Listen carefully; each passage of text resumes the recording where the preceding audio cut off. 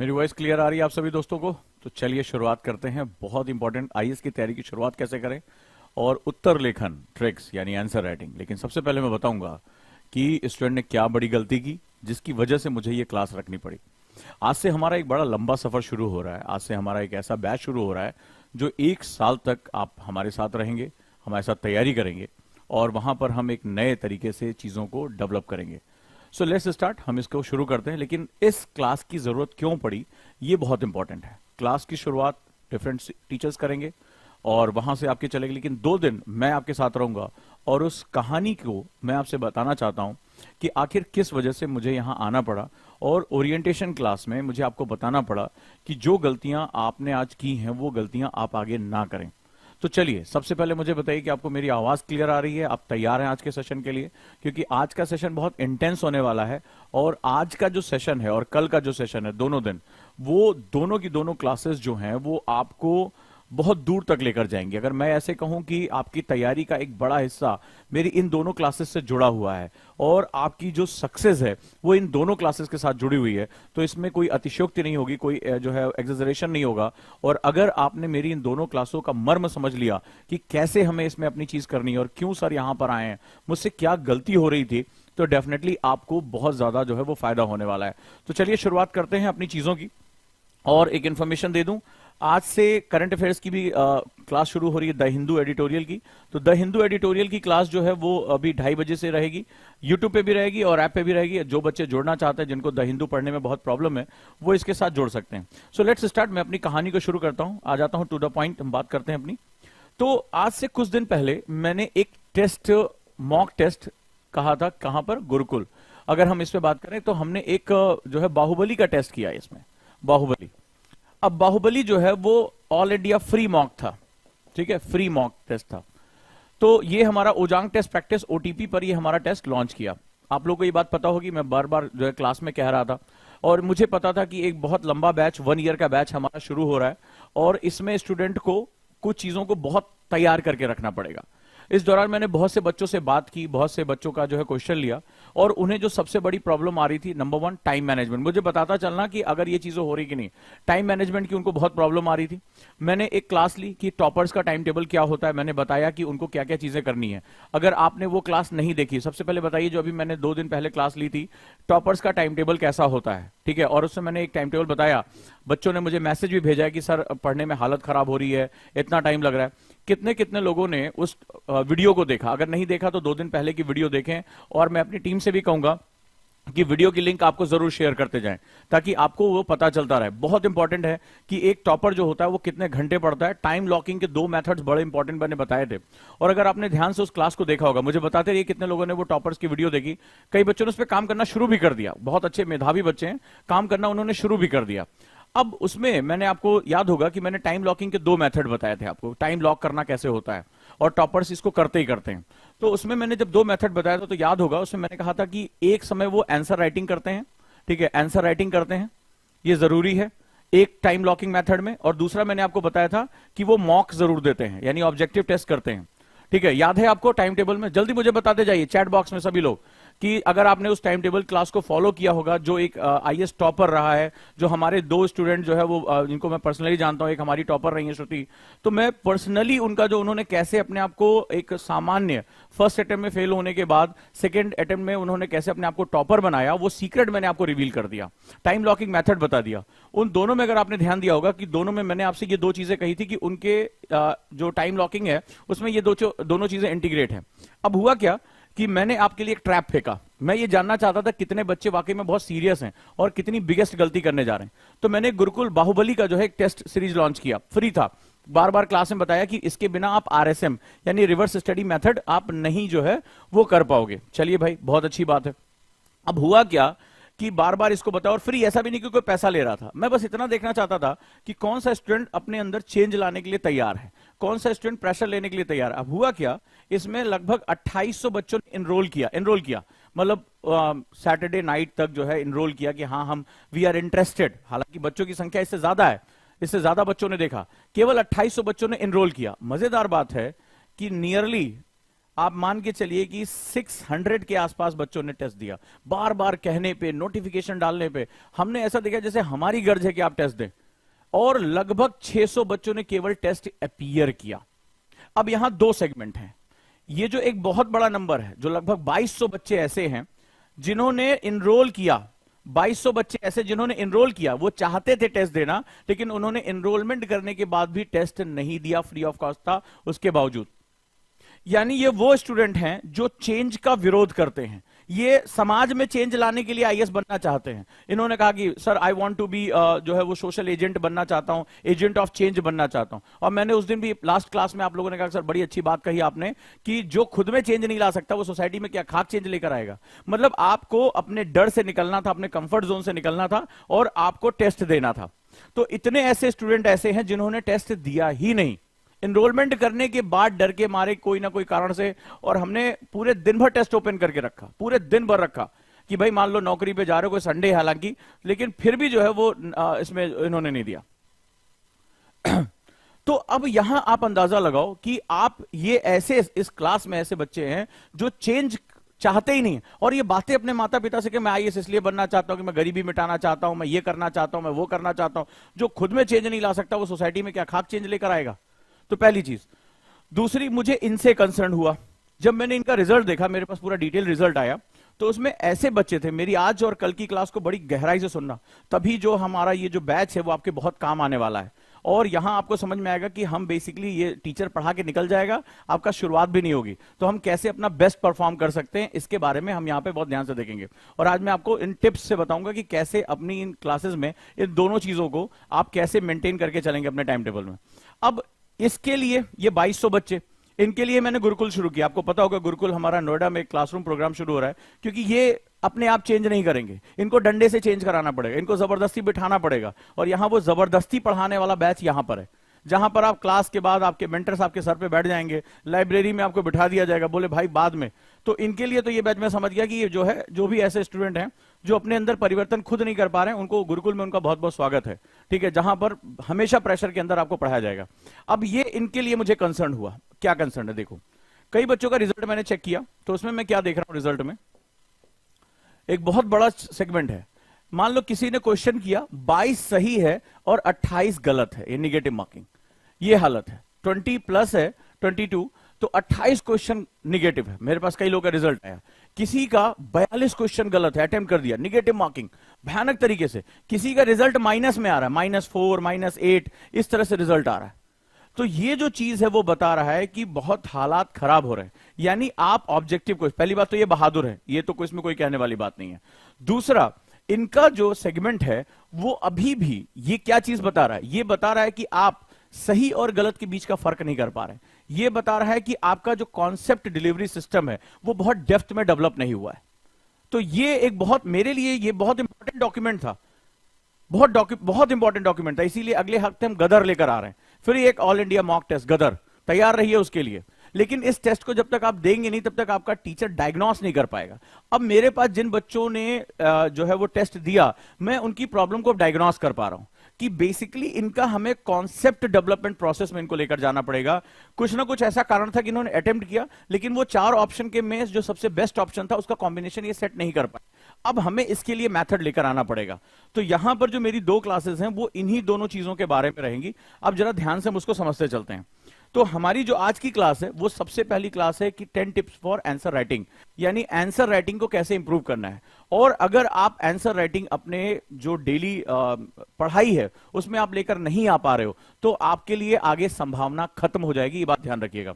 Reason क्या है, मैं आपको पहले भी बता चुका हूं कि आंसर राइटिंग के बहुत ज्यादा इंपॉर्टेंस होते हैं, और आज आपको रियल टाइम में आंसर राइटिंग आपको करके दिखाऊंगा। तो आंसर राइटिंग में बहुत ज्यादा इंपॉर्टेंस, लोगों को लगता है कि ये सिर्फ मेंस के लिए होता है। कितने लोगों को ये बात पता है? मुझे कमेंट बॉक्स में बताइए कि मेंस में 1750 नंबर का जो मेंस होता है उसमें आंसर राइटिंग इसके बिना हमारा सिलेक्शन बहुत मुश्किल है, बहुत असंभव है। कई लोगों को ये बात पता होगी, ठीक है। अब जरा ध्यान से समझिए, क्या आप सोचते हैं कि आंसर राइटिंग केवल इतना है? कितने लोग ये सोचते हैं? मुझे कमेंट बॉक्स में बताएं कि आंसर राइटिंग से ही 1750 नंबर, यानी कि जो आपकी सिलेक्शन का बेस है वो ही केवल आपको मिलता है। कितने लोग ये सोचते हैं? हाँ जी बताएं, कितने लोग ऐसा सोचते हैं? गलत है। अब बताता हूं, इसका संबंध आंसर राइटिंग का प्री से है। जी हाँ, अब कहोगे सर आंसर राइटिंग का संबंध प्री से क्या कहना क्या चाह रहे हो? ठीक है, और ये मैं आपको डाटा के बेस पे कह रहा हूं, बहुत मैजिकल चीजें आज और कल की क्लास किसी हालत में मत छोड़ना। फिर आगे हम जो है वो सब्जेक्ट जब शुरू करेंगे परसों से, तो फिर वो यहां आपको बहुत मजा आने वाला है। ठीक है, अब जरा ध्यान से देखें, जब हम प्रीलिम्स की बात करते हैं तो प्रीलिम्स में इन बच्चों ने क्वेश्चन गलत क्यों किया? क्योंकि इनके जो कॉन्सेप्ट थे, ठीक है, वो क्लियर नहीं थे, कॉन्सेप्ट क्लियर नहीं थे। कॉन्सेप्ट क्लियर क्यों नहीं थे? आप में से कितने लोगों ने जो है वो बाहुबली का टेस्ट दिया था, मुझे बताएं कितने लोग अपीयर हुए और जिनके क्वेश्चन गलत हुए? उन्होंने देखा होगा कि अचानक से उनको ऐसा लगा कि उनको चीजें याद नहीं आ रही हैं, पढ़ी थी लेकिन वो एग्जैक्टली नहीं याद आ रही थी। एग्जैक्टली मतलब टू द पॉइंट हमें जो है वो नहीं समझ में आ रहा था कि एग्जैक्टली वो ग्रैस्प नहीं कर पा रहे थे, या वो एनालिटिकल स्किल में इंफॉर्मेशन को तोड़ नहीं पा रहे थे या जोड़ नहीं पा रहे थे, कुछ ऐसा हुआ था। कितने लोगों ने दिया मुझे बताएं? तो जो जिनके क्वेश्चन गलत हुए वो ऑब्जेक्टिव क्वेश्चन में इंफॉर्मेशन को कलेक्ट नहीं कर पा रहे थे। यहीं पर मैं तुम्हें आंसर राइटिंग प्रैक्टिस के बारे में बात करूंगा कि आंसर राइटिंग तुम्हें प्री में बहुत हेल्प करने वाला। कैसे? बेसिकली आंसर राइटिंग सिर्फ मेंस की राइटिंग नहीं होती है, this is the best method of revision.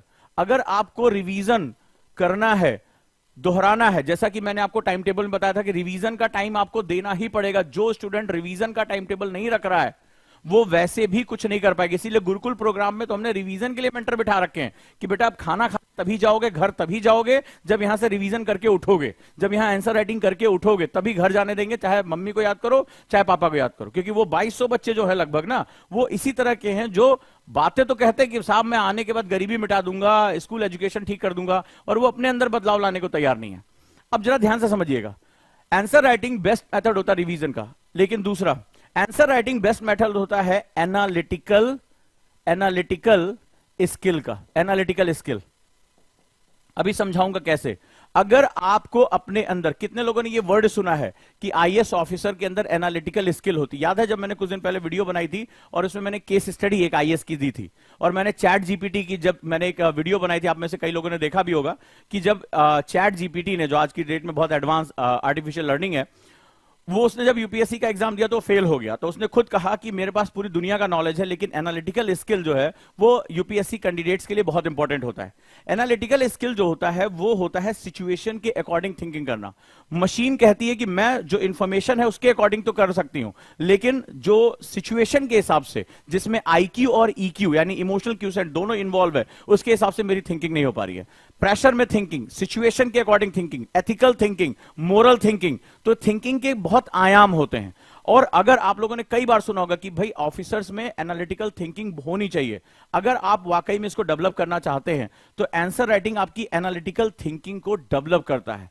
Situation में इमेजिनेशन को लेकर आता है, आप उसको बहुत गहराई से जाकर देख सकते हैं। बहुत डेप्थ की बात कर रहा हूं और अभी आपके सामने करके दिखाऊंगा। तो ये जो आंसर राइटिंग है, अगर आप इसको छोड़ देते हैं तो प्री भी आपके लिए बहुत मुश्किल हो जाएगा। क्यों? क्योंकि ना तो आप रिवीजन ढंग से कर पाएंगे, तो रिवीजन नहीं कर पाएंगे, आप निगेटिव मार्किंग करेंगे। कितने लोगों ने जो टेस्ट दिया उनको लगा, जितने लोगों ने टेस्ट दिया, मेरे पास सबका रिजल्ट है, अगर आपने देखा होगा, अगर आप निगेटिव मार्किंग हटा दो तो आपके मार्क्स इंप्रूव हैं कि नहीं है। हर टेस्ट में ये कह रहा हूं, निगेटिव मार्किंग ही आपके मार्क्स को क्या कर रहा है, डाउन कर रहा है कि नहीं कर रहा है? सभी लोग मुझे बताएं, डाउन कर रहा है जितने लोगों ने टेस्ट दिया। जिन लोगों ने नहीं दिया उन महावीरों के बारे में तो मैं बात ही नहीं कर रहा हूं, ठीक है, वो केवल गाल बजाने के लिए आए हैं, वो कंपटीशन में है ही नहीं है। अगर वो जल्दी नहीं सुधरे तो उनके लिए आगे का रास्ता अपने आप बंद हो जाएगा। वो कहीं किसी और से ज्योतिषी को दिखाने की जरूरत नहीं, सबसे बड़ा ज्योतिषी मैं बैठा हूं, मैं आज ही उनका रिजल्ट डे 1 बता देता हूं।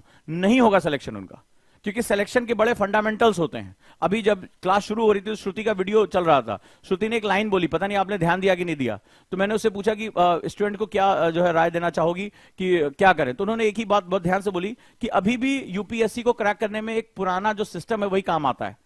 और आपने देखा होगा, अगर वीडियो सुनी होगी जो क्लास से पहले चल रही, कई लोगों ने उसको बकवास समझ के आगे बढ़ा दिया, तो उसने कहा कि आंसर राइटिंग जरूर करनी है और रिवीजन जरूर करना है, वही पुराने मेथड आज भी सबसे गोल्डन है।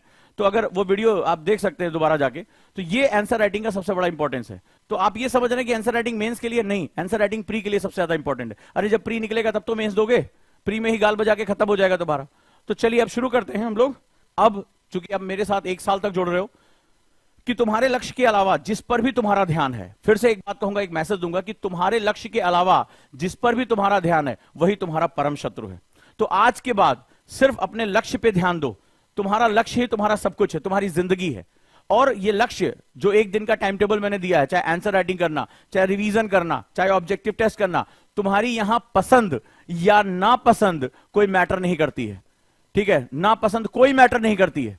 ये सोना बाबू, प्यारा बाबू, जो है मम्मी का लाडला दुलारा, ये सब कुछ यहां से आज से खत्म हो गया। वो जो जैसे सांप अपनी केचुली निकाल के फेंक देता है ना, उस तरह सब कुछ निकाल के फेंक दो। आज से तुम्हारी जिंदगी में पसंद और नापसंद कोई शब्द नहीं है। आई like this, I don't like this, गाल पे खींच के अपने एक थप्पड़ मारना जब भी मुंह से ये बात निकले। आज से तुम्हारे लिए पसंद और नापसंद ये जिंदगी से खत्म हो गया। आज से सिर्फ तुम्हारा मकसद ही तुम्हारा सब कुछ है। ये बहुत ध्यान से इस बात को समझना। और जो भी तुम्हारी जरूरत है, चाहे तुम्हें वो सब्जेक्ट पसंद हो या ना पसंद हो, लिखना तुम्हें पसंद हो या ना हो, ऑब्जेक्टिव टेस्ट से तुम्हें डर लगता हो या ना लगता हो, अगर वो करना है तो करना है, कोई चॉइस नहीं है, करना है तो करना है। याद रखना, अगर ये चीज तुम्हारे अंदर है, जैसा टीचर तुम्हें बताता चला जा रहा है उसको फॉलो करते चले गए, दुनिया की कोई ताकत रोक नहीं सकती। यही श्रुति ने कहा वीडियो में कि आज भी यूपीएससी को क्रैक करने के फंडे बिल्कुल सीधे हैं, टॉप करने के फंडे बिल्कुल सीधे हैं। कॉम्प्लेक्स हम हैं, सिस्टम नहीं। कॉम्प्लेक्स हम हो जाते हैं। हम वहां पर क्या होता है, अपने अपने हिसाब से, I don't like this, I like this. Who the hell you are, who the hell you are. 13 lakh बच्चा फॉर्म भर के बैठा हुआ है, उसमें से एक बड़ी संख्या उनकी है जिनकी रैंक पिछले साल कमाई यूपीएससी क्रैक कर चुके, तुम्हारी सीट लेने के लिए बैठे हो। Who the hell you are. अपने कमरे में बैठ के तुम पसंद और नापसंद की बात कर रहे हो। तुम्हारा टीचर तुम्हें धक्का दे रहा है कि फ्री मॉक टेस्ट है, दे दो, बहुत जरूरी है, मैं इसमें तुम्हारा रिजल्ट देखूंगा, इस पर काम करूंगा। उसका सोना बाबू संडे को जो है वो आराम करेंगे। तो बेटा रुक जाओ, ठहर जाओ, मां बाप के पैसे बर्बाद मत करो। क्योंकि जब तुम खुद में बदलाव नहीं ला सकते तो घंटा तुमसे सिस्टम में चेंज होगा, कुछ नहीं होने वाला। बहुत ध्यान से इसको सुन लो। तो आज से तुम्हारे लिए जब भी तुम्हारे मुंह से निकले, मेरी बात याद रखना, पहले गाल पे मारना अपने, ताकि तुम्हें रिमाइंड हो कि पसंद ना पसंद यहां कोई चीज नहीं है मेरी, मुझे करना है तो करना है। अगर ये विल पावर है, बहुत आसान है। और अगर तुम इस ट्रैप में फंसे, ये आई don't like economy, I don't like history, अरे मेडाइवल तो मेरे को पसंद नहीं है, बस फंस गए तुम उस ट्रैप में। अब फंसते रहो। तुम्हें टेस्ट देना पसंद नहीं है, तुम्हें आंसर राइटिंग पसंद नहीं है, you like reading new books, मुझे नई किताबें पढ़ना बहुत, स्टैंडर्ड बुक्स पढ़ना बहुत पसंद। लोग इस तरह से कंधे उचका उचका के बात करते हैं, सुना है मैंने किताबों की दुकानों पे। तो बेटा बहुत लंबी जर्नी है, ठीक है। पिताजी से बोल देना 5 साल पंचवर्षीय योजना के लिए पैसे भेज दें, कोई दिक्कत नहीं है। चलो हम शुरुआत करते हैं। तो अभी आज कहानी में शुरुआत करते हैं। मैं तुम्हें बहुत हर चीज जो तुम्हें 1 साल प्रैक्टिस करनी है, आज मैं वो बता दे रहा हूं। लिखना है मेरे साथ, समझ लेना, मेरे साथ लिखना है और अभी सामने सामने प्रैक्टिस करना है। एनालिटिकल स्किल तुम्हारे सामने खोल के मैं रख दे रहा हूं। कई लोग इसको जो है सोचेंगे अरे फालतू क्लास है। यही जो मेरी आज की और कल की क्लास, कल मैं तुम्हें एलिमिनेशन टेक्निक बताऊंगा, ऑब्जेक्टिव क्वेश्चन में गलत को हटाते कैसे हैं, मैजिकल टेक्निक बताने जा रहा हूं। लेकिन अब करोगे तो ठीक है, नहीं करोगे तो और ठीक है, क्योंकि जो मेरे सीरियस स्टूडेंट उनके लिए कॉम्पिटिशन कम कर दोगे। चलिए, तो आज हुआ क्या, गजोधर जो है सुबह सुबह आया। तुम जानते हो हमारा पुराना यार दोस्त है, बहुत बढ़िया हमारा स्टूडेंट है, बहुत क्वेश्चन पूछता है। बोला सर समझ में नहीं आ रहा है, क्या लिखूं, जो तुम्हारा क्वेश्चन है वही लेके बैठा, सर क्या लिखूं, कैसे लिखूं, कहां शुरू करूं सर, कुछ समझ में नहीं आ रहा है। हम कहा अच्छा, तो ये तो शायद तुम्हारी भी समस्या। कितने लोग ऐसे जो है बाल नोच लोच के, सर आता सब कुछ है पर सर लिखूं क्या, कहां से लिखूं, शुरू कहां से करूं। ठीक है, तो फिर गजोधर हमेशा की तरह मेरा टॉर्चर करने पहुंच जाता है। बोले सर अभी होजांग सर से पूछता हूं। अरे हमारी कहते देखो आज हमारी संडे जो है, हमारा दिन आज खराब किया इसने। चलो आगे बढ़ते हैं। Hello sir, it is necessary to practice answer writing in UPSC. अब क्वेश्चन पहला पूछ लिया जैसे तुम पूछते हो, कह रहा कि सर जब हम सब कुछ पढ़ ही लिए हैं, हमें सब कुछ आता है, हम बिपिन चंद्रा पढ़ लिए, लक्ष्मीकांत पढ़ लिए, तो क्या sir answer writing practice necessary है, मतलब इसके बिना काम नहीं चलेगा क्या। सर पढ़ तो लिए हैं ना, नोट्सवा भी याद कर लिए हैं, तो sir is it necessary. Necessary word क्या होता है, नेसेसरी मतलब होता है इसके बिना काम नहीं चलेगा। अब पूछा इज इट सर यूपीएससी में, मैंने कहा हाँ भैया गजोधर, बहुत जरूरी है, बहुत जरूरी है, ये one of the key component है।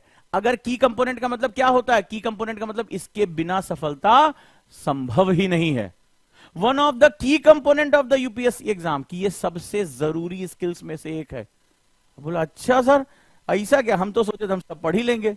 बट बोला सर ये बताइए हम बहुत कंफ्यूज हैं, ठीक है बहुत कंफ्यूज हैं, please sir tell me the way so that I can do answer writing easily and well. कि सर हमें बताइए कि हम बहुत कंफ्यूज हैं, कैसे लिखें, हम क्वेश्चनवा नहीं समझ पाते हैं, उसका जो हम समझ नहीं पाते कि क्वेश्चन कैसे पढ़ें, कीवर्ड कैसे निकालें, फ्रेम कैसे करें। अब सर हम नए नए हैं, हम कैसे इतना जो है गंभीर आंसर लिखे। हमने कहा रुको अब हम तुम्हें बताते हैं कुछ ऐसे 10 ट्रिक्स, ऐसी 10 टिप्स मैं देने जा रहा हूं जिसकी बदौलत सभी स्टूडेंट बेहतरीन आंसर लिख सकते हैं। बोलो, लिखना चाहते हो? हां या ना? डे 1 से आंसर राइटिंग करना चाहते हो? हां या ना? ओटीपी में जो इतने क्वेश्चन दिए हैं, अभी और असाइनमेंट आने जा रहे हैं, पहले दिन से ही आपकी आंसर राइटिंग शुरू हो जाएगी। करना चाहते हो? हां या ना? जल्दी मुझे बताओ, जल्दी बताओ, कितने लोग बढ़िया आंसर राइटिंग करना चाहते हैं?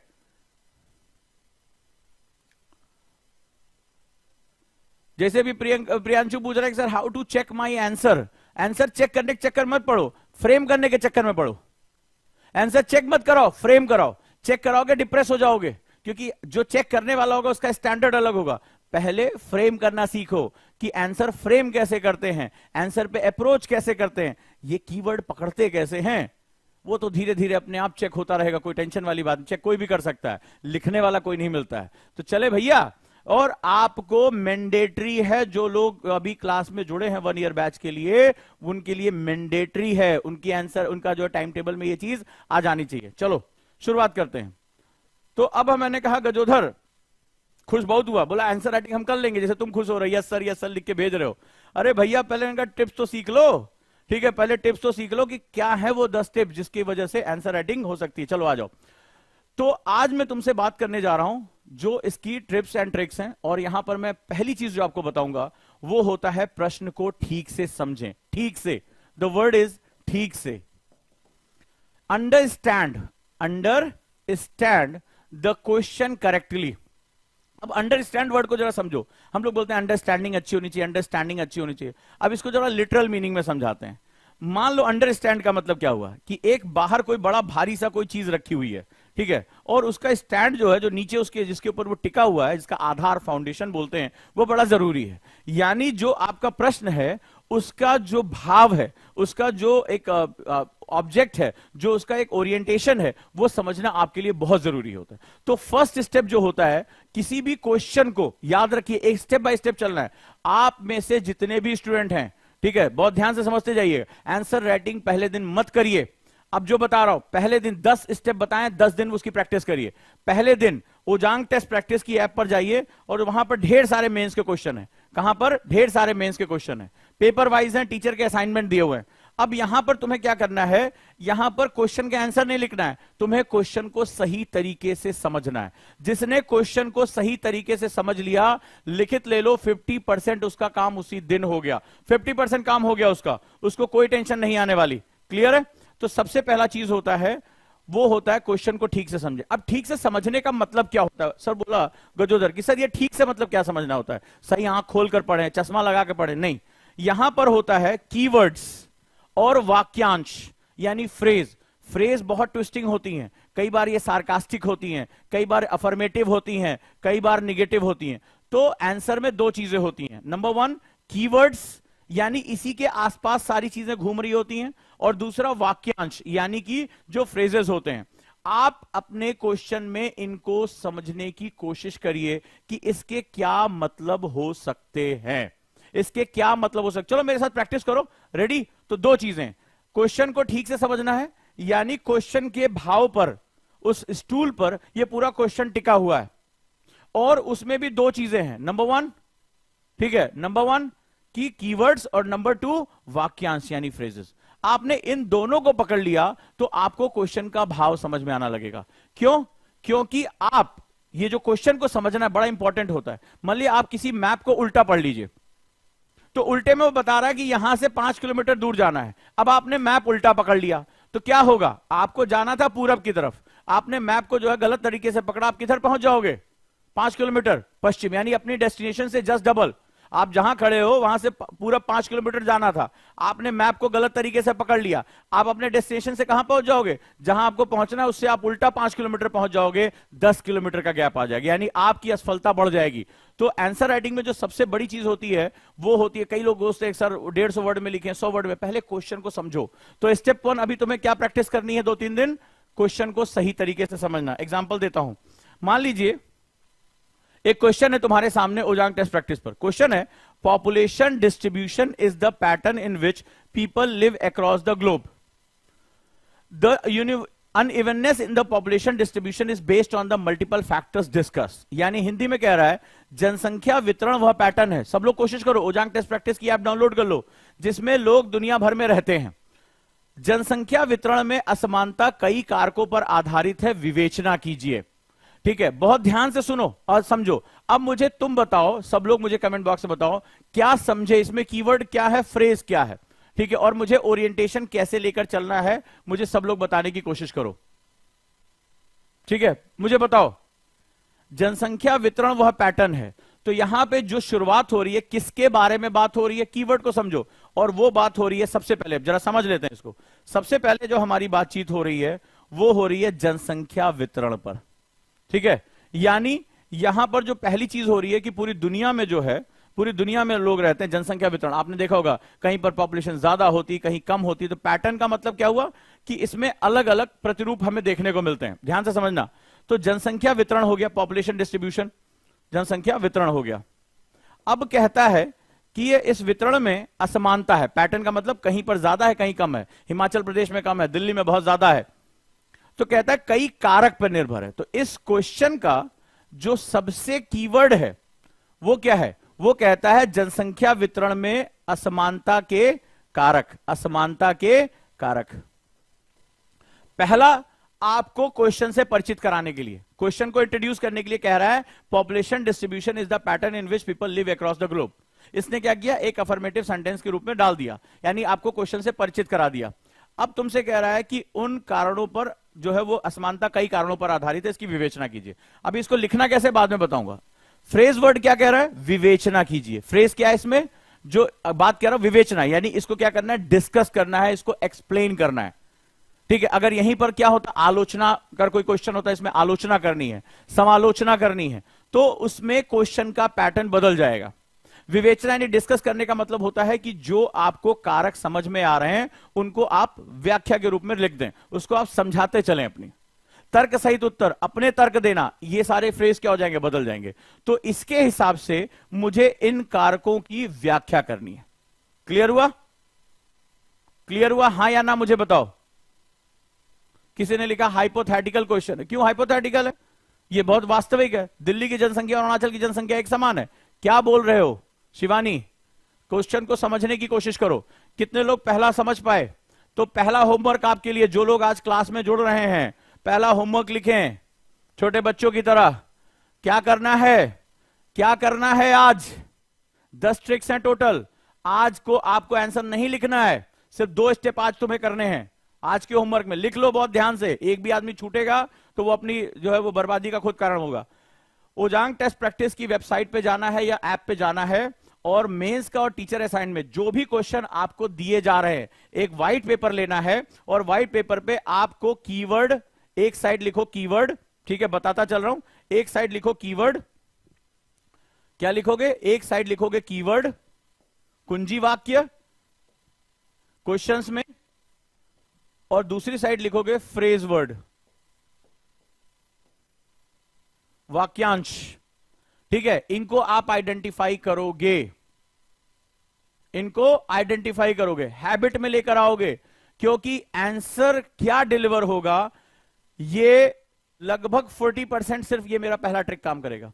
क्योंकि वही हालत होगी कि आप यहां खड़े हैं, आपको पूरब की तरफ 5 किलोमीटर जाना है, और अगर आपने गलत मैप पकड़ लिया तो आप पश्चिम चले जाओगे, अपने डेस्टिनेशन से 10 किलोमीटर दूर हो जाओगे। यानी अगर तुम्हारे सिलेक्शन का कुछ भी अच्छा बेस रहा होगा, खत्म हो जाएगा, कभी भी नहीं लिख पाओगे। तो आपको क्या करना है, आपको कीवर्ड, कुंजी वाक्य अब प्रैक्टिस में लेकर आना। ऐसे नहीं मिल जाएगा, आपको लगेगा जनसंख्या वितरण पे बात कर रहा है। इसकी असमानता, असमानता जो है उसके कारक, असमानता के कारक, ये इसका कुंजी वाक्य। इस क्वेश्चन में क्या रहा, असमानता के कारक। तुम्हारा जो आंसर होगा वो अगर आप इसमें डिफिनीशन लिखने लगे कि जनसंख्या वितरण ये होता है, जनसंख्या वितरण वो होता है, संसार में जनसंख्या वितरण ऐसा है, तो आप अपने जो 150 वर्ड हैं उसको खा जाओगे, 150 वर्ड को खा जाओगे। इसमें जो है असमानता के कारक, ये क्या है, अनइवन डिस्ट्रीब्यूशन ऑफ पॉपुलेशन, जो रीजंस हैं वो उसका कुंजी वाक्य है। और वाक्यांश क्या है, विवेचना यानी डिस्कस। यानी इसमें तुम्हें सीधे सीधे उन कारकों की लिस्टिंग करनी है। विवेचना, ये फ्रेज वर्ड क्या बताता है, how to plan my answer. जैसे जब विवेचना के क्वेश्चन होते हैं तो आप बुलेट फॉर्म में भी लिख सकते हो, कोई दिक्कत नहीं है। लेकिन जब तुलनात्मक अध्ययन कहा जाए, कंपैरेटिव स्टडी, तो आप बीच में एक लाइन खींचकर उसको बात कर सकते हो।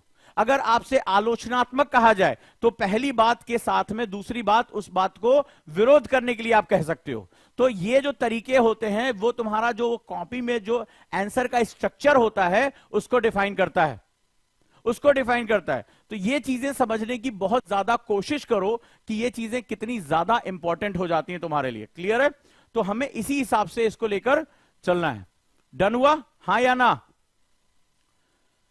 अब आपको क्या करना है, लगभग डेली 15 से 20 मिनट ओजांग टेस्ट प्रैक्टिस में जाना है और यहां पर आपको इस पर चर्चा करनी। अब देखो, जैसे अगला क्वेश्चन है, व्हाट आर करेवाज। ठीक है, व्हाट आर करेवाज, करेवा क्या है, how are they formed, discuss their geographical distribution in India and economic significance. यानी करेवा क्या है, वे कैसे बनते हैं, भारत में उनके भौगोलिक वितरण और आर्थिक महत्व पर चर्चा करें। अब जल्दी से मुझे आप आगे बताना शुरू करिए कि इसमें कीवर्ड क्या है, जल्दी बताइए। कीवर्ड क्या क्या करना है, जल्दी बताइए मुझे। सभी लोग देखे कितने साहसी लोग हैं और कितने फट्टू, जल्दी बताओ। फिर अभी सेकेंड फेज बहुत इंपॉर्टेंट है। आज के बाद तुम्हारी क्रिटिकल थिंकिंग जो है इवॉल्व हो जाएगी। कितने लोग हैं?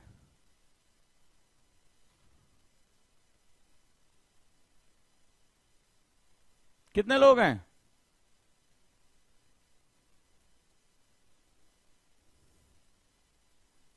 करेवा क्या है?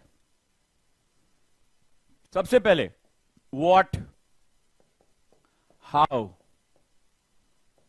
वेयर, ज्योग्राफी का कोर होता है। ठीक है, सबसे पहले तो करेवा क्या है, इसमें बेसिकली कई आंसर हैं। ठीक है, कई आंसर लिखने हैं और बहुत सीधे सीधे। एक डिफिनीशन, इसको डी बोलते हैं, डिफिनीशन। करेवा क्या है, फलाना चीज क्या है, यानी इसमें तुमसे सिर्फ परिभाषा मांग रहा है 2 से 2.5 वर्ड में। तो हिम आच्छादित मिट्टी जो है वो करेवा है, जो कश्मीर में पाई जाती है। कैसे बनते हैं, ठीक है, तो करेवा की डिफिनीशन के साथ उनके बनने की प्रक्रिया। इसके बाद हाउ, उनका भौगोलिक वितरण, यानी ज्योग्राफी में वो कहां, वेयर, ठीक है, वो कहां पाए जाते हैं। और इनके आर्थिक महत्व, जैसे मान लो केसर की खेती के लिए, जाफरान की खेती के लिए one of the best thing है, तो इनका आर्थिक महत्व पे चर्चा करिए। तो आप क्या देख रहे हैं। और अगला जो इसमें फ्रेज वर्ड है, कीवर्ड, इसमें कौन कौन से, जल्दी मेरे साथ बनाइए। कीवर्ड कौन कौन से, जल्दी से मेरे साथ शुरुआत हो जाइए। चलिए देखते हैं कितने हमारे महान लोग हैं। तो कीवर्ड क्या है, जल्दी से मेरे साथ।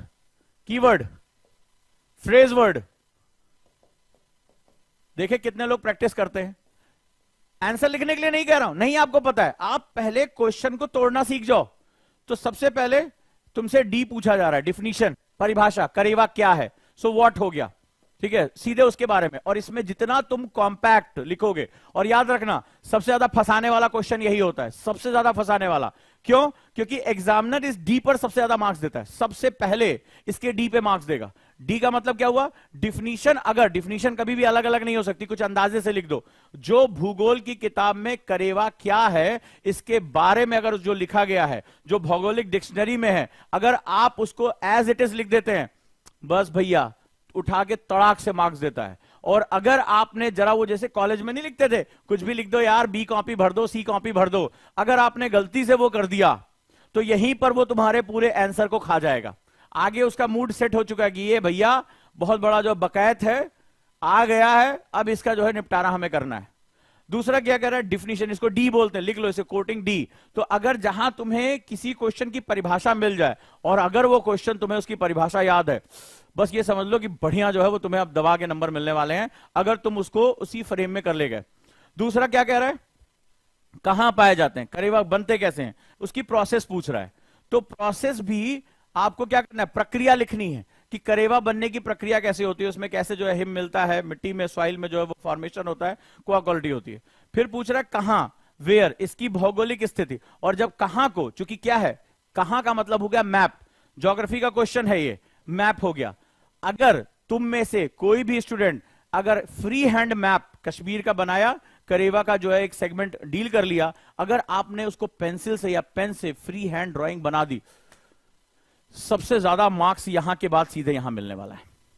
सबसे ज्यादा मार्क्स यहां मिलने वाला है। मैं तुम्हें आंसर राइटिंग का सबसे बेस्ट मेथड बता रहा हूं कि अगर कहां आ गया है और अगर आपने उसमें फ्री हैंड ड्राइंग बना दी, चाहे वो कोई आईआर का क्वेश्चन हो, भैया यहां लड़ाई हो रही है, यहां ये चीज है, ये प्रेरी प्रदेश है, यहां पर जो है वो आतंकवाद है, यहां तुर्की में भूकंप आया, अगर आपने यहां पर मैप फ्री हैंड ड्रॉ कर दिया तो ये मार्क्स और ये मार्क्स तुम्हारा पूरा आंसर संभाल ले जाएंगे, पूरा आंसर संभाल ले जाएंगे।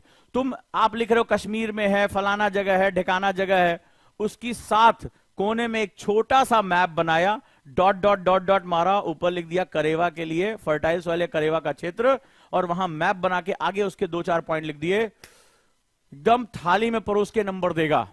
और अगला चीज है इसका महत्व, यानी इसकी आर्थिकी के बारे में, ठीक है, किस तरह की खेती होती है, बाजार मूल्य क्या है, वो इसके महत्व यानी इंपॉर्टेंस के बारे में। ठीक है, अब इसमें क्वेश्चन में क्या पूछा, फ्रेज वर्ड क्या है, कह रहा है चर्चा करें। चर्चा का मतलब होता है क्या क्या इसकी संभावना, ऐसा नहीं कि जाफरान की खेती करने वाले जो है उनको बहुत ज्यादा पैसा मिल रहा है, आतंकवाद पुलवामा क्षेत्र हो गया, या आगे क्षेत्र में जाओगे तो वहां पे जो है उसको बाजार ही नहीं मिल रहा, आतंकवाद का छात्र। लेकिन चर्चा में क्या होता है कि जो संभावनाएं हैं, जो डिस्कस है, इकोनॉमिक सिग्निफिकेंस का डिस्कशन करना है आपको कि ऐसा ऐसा हो सकता है, तो विस्तारित रूप से आप उसको बताने की कोशिश कर रहे हैं, तो क्या हो गया, चर्चा। वो हो रहा है नहीं हो रहा है इससे तुम्हें कोई मतलब नहीं है, आपको उस पर चर्चा करनी है कि ये जाफरान का जो है विश्व बाजार में मूल्य इतना है, इतना ज्यादा जो है, भले चाहे वहां के किसानों को उसका फायदा मिल रहा है और नहीं मिल रहा, दैट्स अ डिफरेंट थिंग, क्योंकि वो क्षेत्र आतंकवाद से प्रभावित रहा है बहुत लंबे समय से।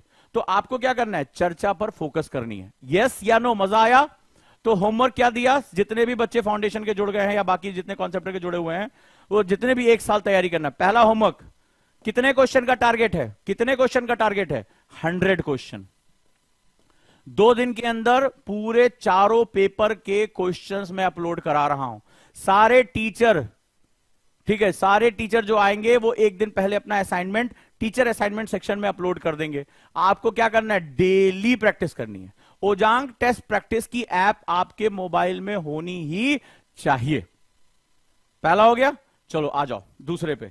यस या नो, यहां पे कितने लोग, कितने क्वेश्चन, 100 क्वेश्चन। आंसर लिखो चाहे ना लिखो, अभी धीरे धीरे सिखाऊंगा, लेकिन सभी के लिए कीवर्ड फ्रेज, कीवर्ड फ्रेज, हां या ना, इसको क्रक्स पे लेकर जाओ। इसमें डिफिनीशन क्या है, प्रोसेस क्या है, इसमें सिग्निफिकेंस क्या पूछ रहा है। महत्व का मतलब क्या होता है, सिग्निफिकेंस होता है। अभी एक वर्ड आएगा इवेल्युएट, मूल्यांकन करना कि सही है या गलत है, वो और क्रिटिकल हो जाता है। हां या ना, सभी लोग प्रॉमिस करो 100 क्वेश्चन करोगे, एक व्हाइट एक कॉपी ले लो, और सभी के लिए कंपलसरी है, ऑप्शन है ही नहीं है। मैंने कहा ना, पसंद नापसंद तुम्हारी आज की क्लास से पहले थी, अभी उसकी मृत्यु हो गई है। अभी हाल ही में खबर आई है, रेस्ट इन पीस, तुम्हारी पसंद नापसंद का मुझसे कोई फर्क नहीं पड़ने वाला है। यहां जो करना है वो करना है। तो जिसका जिसका 100 क्वेश्चन पर ये दोनों काम हो जाए, keyword and phrase, keyword and phrase, bar bar question करो, और हर क्वेश्चन को कम से कम 2 बार करना है। एक बार लिखो the first attempt keyword and phrase, फिर उसको थोड़ी देर बाद दोबारा कोशिश करो, देखो क्या मैं और बारीक कर पाया हूं। मुझे 100 क्वेश्चन का इनपुट चाहिए, और ओजांग टेस्ट प्रैक्टिस के सारे क्वेश्चन को निचोड़ मारो, एक एक क्वेश्चन को। चलो, अब दूसरी सबसे बड़ी चीज है, जब तुम्हें कीवर्ड समझ में आ जाती, बिना इसके आप आंसर लिख ही नहीं सकते।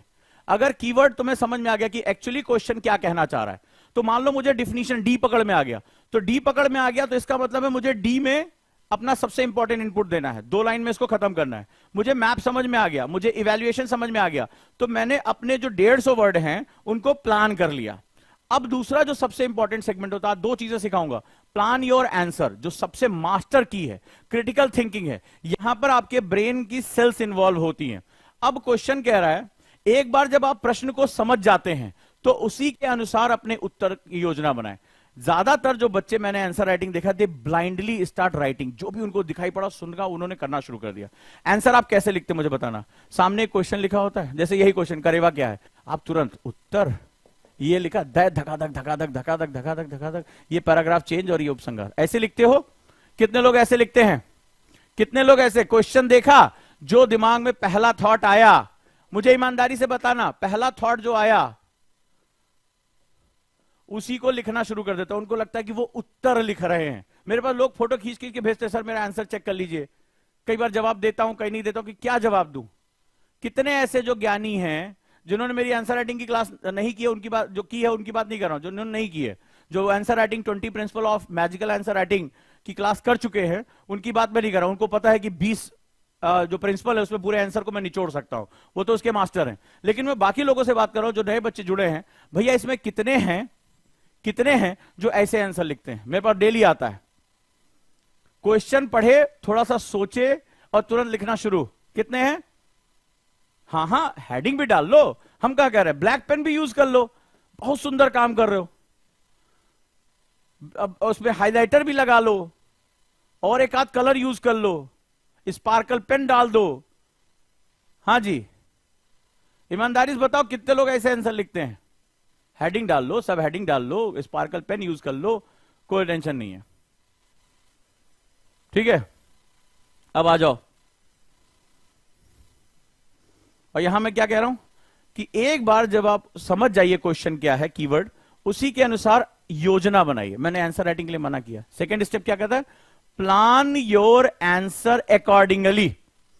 चलो अब जरा ध्यान से लिखो इसको। आई एम नॉट सेइंग कि क्वेश्चन समझ में आ गया लिखना शुरू कर दो, क्योंकि आपको मैं सिखा रहा हूं।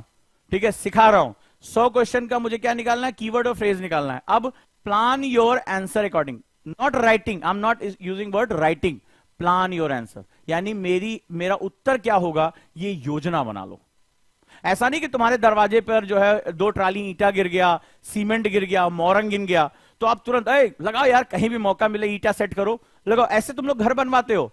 यह एक मैप होता है, उसके हिसाब से जो है, पहले तुमने देखा होगा उसमें चूना डाल के उसकी बाउंड्री बनाते हैं, फिर उसकी खुदाई होती है, फिर अकॉर्डिंग टू द जो नक्शा होता है उसी के अनुसार जो है मकान बनाया जाता है। या कहीं पर भी मतलब इधर 2 ट्राली ईंटा गिरा, धड़ाधड़ धड़ाधड़ मार, जोड़ो यार, खत्म करो, देखा जाएगा बाकी हिस्से में। ऐसे बनाते हो तो तुम्हारा आंसर भी क्या होगा? प्लानिंग के साथ बनेगा। ठीक है, अब प्लानिंग में जो सबसे इंपॉर्टेंट चीज है वो क्या है? यही सबसे इंपॉर्टेंट सेगमेंट है, दूसरा सबसे इंपॉर्टेंट।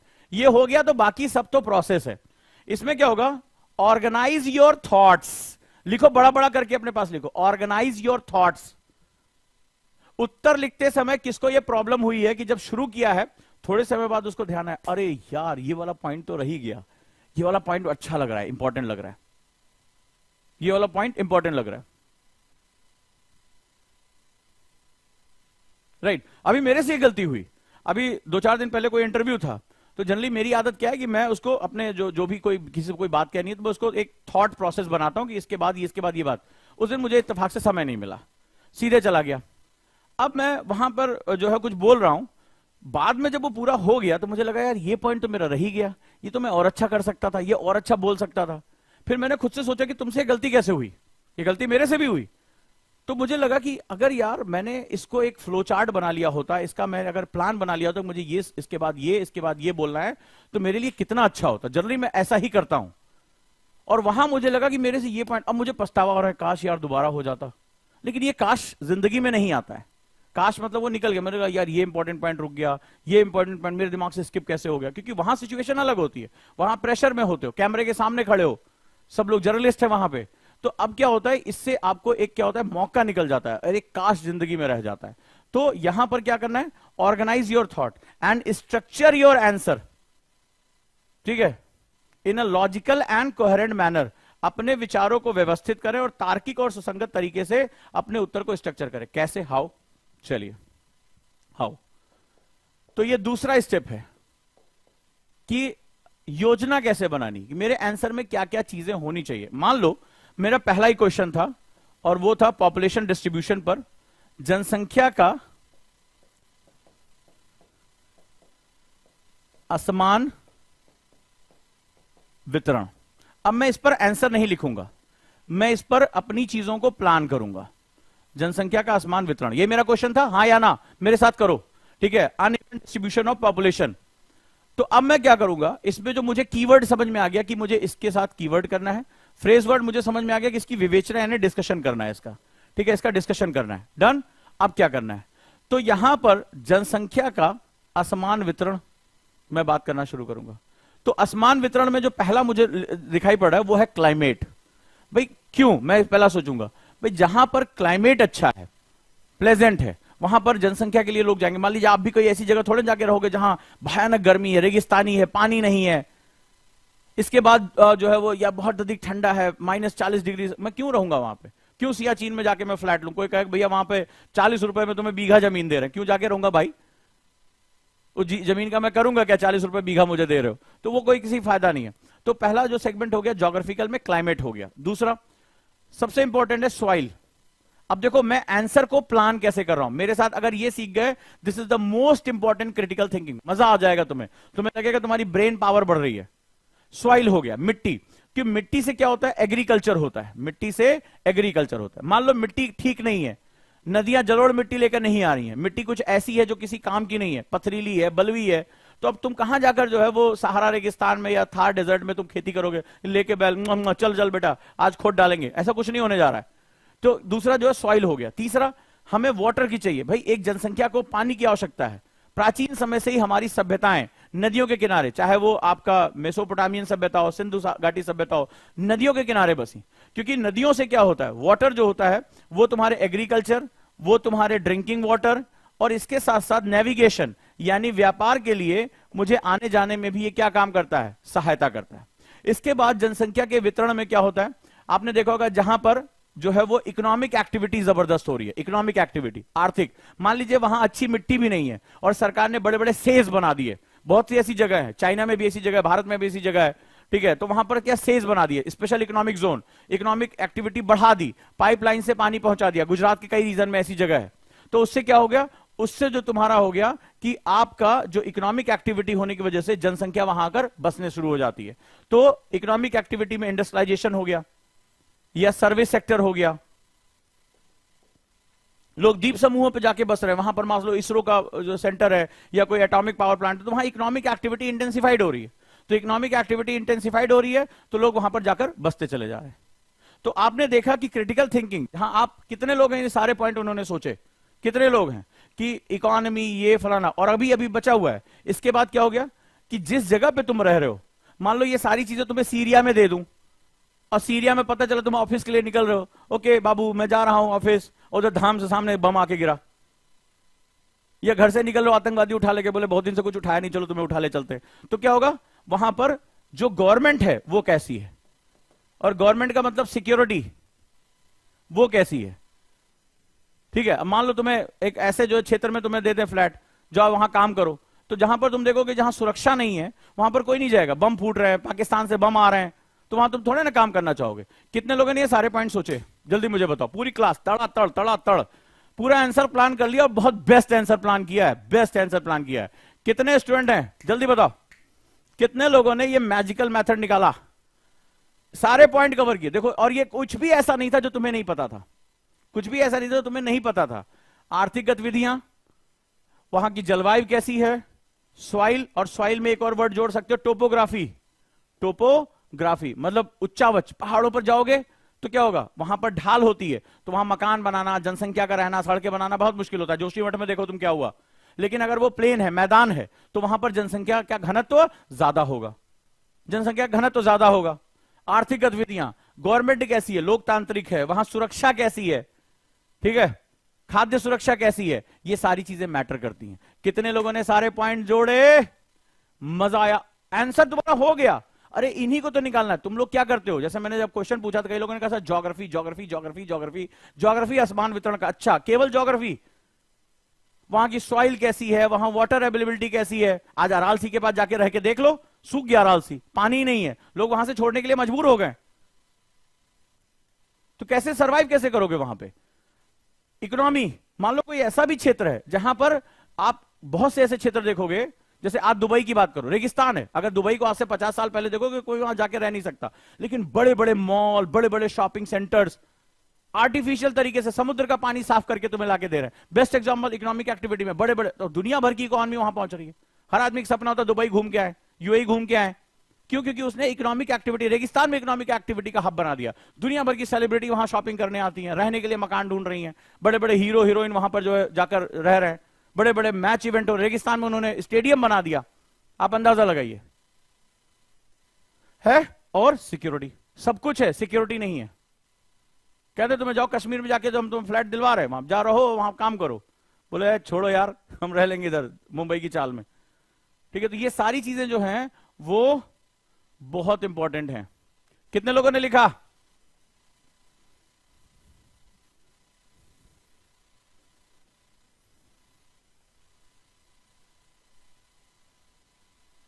अब अगर तुमने ये सीख लिया, अगर मैं फिर से कह रहा हूं, अगर तुमने ये सीख लिया तो तुमने कैसे इतने पॉइंट्स निकाले। जितने ज्यादा तुम्हारे पॉइंट्स होंगे, यूपीएससी उतने ही ज्यादा मल्टी डायमेंशनल अप्रोच पर आपको मार्क्स देता। अगर तुम सोचो कि केवल तुम ज्योग्राफी या क्लाइमेट पे लिखते रहते, लिखो, उसमें तुम अपना कलेजा निकाल के दे दो, लेकिन वो ज्योग्राफी के लिए अगर उसने 10 में से 2 मार्क्स डिफाइन किए हैं तो तुम्हें केवल 2 मार्क्स ही देगा। तुम अपना कलेजा निकाल के रख दो, ज्योग्राफी ज्योग्राफी ज्योग्राफी करते रहो, पूरा मारो, इधर से ज्योग्राफी, उधर की ज्योग्राफी, हिमाचल की ज्योग्राफी, अरुणाचल की ज्योग्राफी, सब लिख दो, वो तुम्हें देगा 2 ही मार्क्स। तो तुम्हें 10 में से 2 मार्क्स मिलेंगे, क्योंकि इसने इस कीवर्ड के लिए केवल 2 मार्क्स रखे थे। तुमने बेस्ट अपना लिखा, लेकिन तुम्हें 10 में से 2, तुम्हारा सिलेक्शन नहीं होगा। उसको ये चाहिए कि किसी भी एक चीज में, यूपीएससी है मेरे बाबू, ये तुम्हारे जो है वो कॉलेज का एग्जाम नहीं है जहां 5 साल का रट्टा मार के और तुम पास हो जाओगे। बहुत से कॉलेज में होता होगा ऐसा,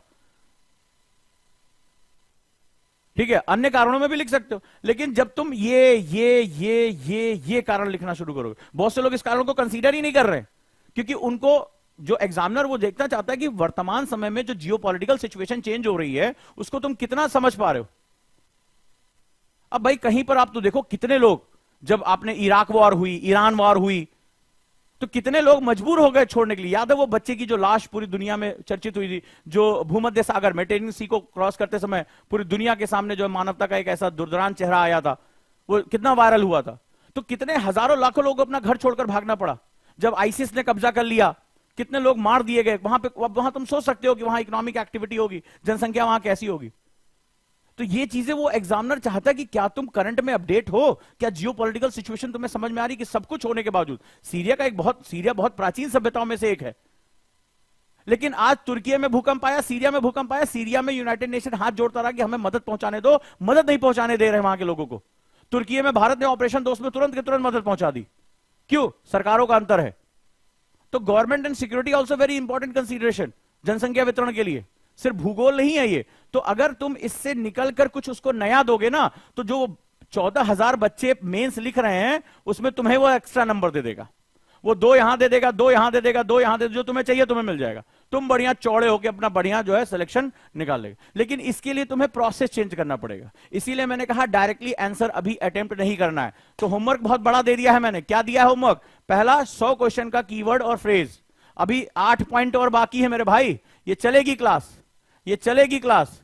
अभी 8 पॉइंट बहुत इंपॉर्टेंट है। तो तुम्हें क्या करना पड़ेगा? पहला काम तुम्हें करना पड़ेगा ओजांग टेस्ट प्रैक्टिस। किसके किसके पास है? आ जाओ सभी लोग, सारे क्वेश्चन पे 100 क्वेश्चन जो भी क्लास में है, 99 भी एक्सेप्ट नहीं है। और अगर मेरे साथ जुड़े हो तो ईमानदारी से जुड़ना, अपनी कमी भी मुझसे ईमानदारी से बताओ। कमी बताओगे, मैं एनएलपी ट्रेनर हूं, मैं तुम्हारे लिए सॉल्यूशन लेकर आ जाऊंगा। चाहे मेरे जितने भी बच्चे मुझे जानते हो, जानते हैं कि ओजांग सर से पूछो, वो सॉल्यूशन लाकर देते हैं, और ऐसा सॉल्यूशन लाकर देते हैं जो फिजिबल होता है, जो कर सकते हैं। वो ये नहीं कहेंगे चांद पे कमरा लेके वहां पढ़ाई करो तो ज्यादा जल्दी सिलेक्शन होगा, क्योंकि ज्ञान ऊपर से आता है तो वहां जल्दी पहुंच जाएगा तुम्हारा, 3,20,000 किलोमीटर जल्दी पहुंच जाओगे। नहीं, ऐसा कुछ नहीं बोलने जा रहा। फिजिबल जो है चीज बोल रहा हूं। और दूसरा, तुम्हें इनके डायमेंशंस तय करने होंगे। आज जैसे मैंने प्रैक्टिस ये बताई है, इसके साथ तुम्हें करना होगा। नहीं करोगे तो तुम जानो, फिर तुम्हारा काम जाने। पसंद ना पसंद अब तुम्हारे चॉइस में नहीं है, यूपीएससी में उतर आए हो। और जिन लोगों को डर लगता है, जो लोग क्वेश्चन नहीं कर पाते, चेंज करें खुद को। घंटा तुम समाज चेंज करने जाओगे जब खुद को नहीं बदल सकते, जिस पर तुम्हारा अपना खुद पे काबू है, तब नहीं कर सकते। वो तुम जाके चाचा को समझाओगे, चाचा बेटी को पढ़ने दो, शादी ना करो। और चाचा तुम्हारी बात के, तुम्हारा करण अर्जुन तुम्हारा ही मैं इंतजार कर रहा था, आ जाओ मेरे करण अर्जुन, ठीक है, तो तुम्हारा इंतजार करते रहेंगे। ऐसा कुछ नहीं होने जा रहा है। जाके समझाओगे कि विधवा विवाह जो है करा सकते हैं, जाकर समझाओगे बच्चियों को पढ़ने दो, बाल विवाह मत करो, तो चाचा कहेंगे मेरे करण अर्जुन आ गए, ठीक है, मैं इन्हीं का इंतजार कर रहा था, बहुत हो गया तुम्हारा। उनको समझाना बहुत मुश्किल होगा। तो जो खुद को नहीं बदल सकता वो समाज को घंटा बदलेगा यार मेरे भाई।